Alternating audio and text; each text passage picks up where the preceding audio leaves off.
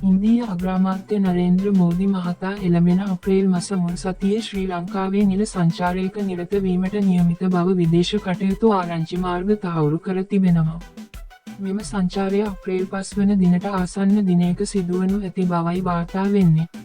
මෙම සංචාරය සිදුවන්නේ පසුගිය දෙසැම්බර් මාසයේදී ජනාධිපති අනුර කුමාර දිසානායක මහතා නවදිල්ලි නුවර සිදු කළ සංචාරයේදී අග්‍රාමාත්‍ය මෝදි මහතාට කරන ලද විශේෂ ආරාධනයක් මත බව සඳහන් වෙනවා. ජනාධිපති අනුර දිසානායක මහතා ඉන්දියාවේ නිල සංචාරයේදී දෙරට අතර පවතින දේශපාලනික, ආර්ථික සහ සංස්කෘතික සබඳතා තවදුරටත් ශක්තිමත් කිරීම සඳහා ඉන්දීය නායකයා ශ්‍රී ලංකාවට පැමිණෙන ලෙස ආරාධනා කර තිබුණා. ආරංචි මාර්ග වැඩිදුරටත් පෙන්වා දෙන්නේ මෙම සංචාරයේදී ඉන්දියානු ආයෝජන යටතේ ශ්‍රී ලංකාවේ ක්‍රියාත්මක කිරීමට නියමිත විවිධ ව්‍යාපෘති පිළිබඳව සවිස්තරාත්මක සාකච්ඡා පැවැත්වෙනු ඇති බවයි.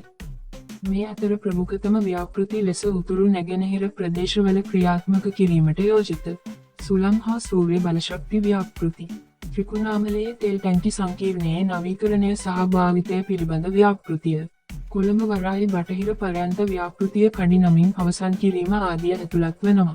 මෙම ව්‍යාපෘති දෙරට අතර ආර්ථික සහයෝගීතාව ඉහළ නැංවීමට මෙන්ම ශ්‍රී ලංකාවේ ආර්ථිකය යථා තත්ත්වයට පත්වීමේ ක්‍රියාවලියටද විශාල පිටුවහලක් වනු ඇති බව විශ්ලේෂකයන් පෙන්වා දෙනවා. ඉතින් මෙවැනි පුවත් ලද සැනින් දැන ගැනීම සඳහා අපගේ නාලිකාව සබ්ස්ක්‍රයිබ් කරන්න.